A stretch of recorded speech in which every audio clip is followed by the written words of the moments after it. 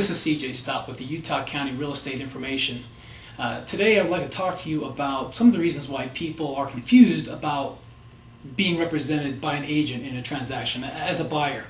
One of the main reasons why people feel like they don't want to take that option is they feel like there's some cost to them in having representation. As a buyer, one of the great things about having an agent is that you have no cost. It's completely free to you to be represented by an agent. And so how am I paid as an agent representing you as a buyer is from the seller in an agreement that is put together between the listing agent and the seller. They agree that there's going to be a certain amount of cost in selling that property, and then the listing agent turns around to me and says, for a portion of my commission, I will share that with you to bring a buyer.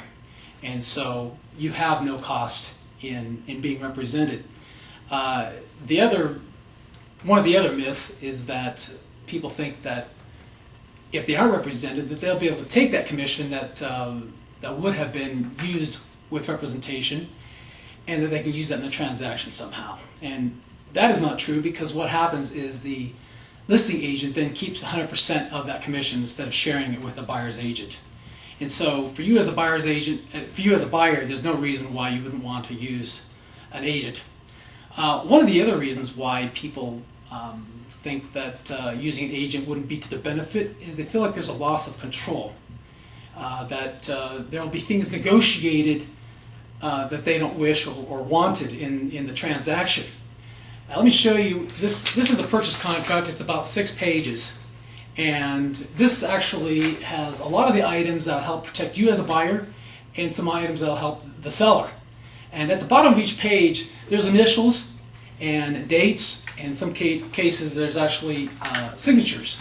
On each one of those pages, by initialing that means you have seen those agreements and that you have set those terms as a buyer, and that those are the things that you want. Those are the things that are represented and sent to the seller. I can't represent any of the things that are on this paper to the seller, because they are things that you want, and they are written and your initials. And the same thing goes from the seller. When they receive those, if they want to make any changes or alter the terms, they would come back to you with their changes and with their initials. So you're seeing exactly what they want, and they're seeing exactly what you want. So there's nothing that's represented by either party that either party didn't agree to.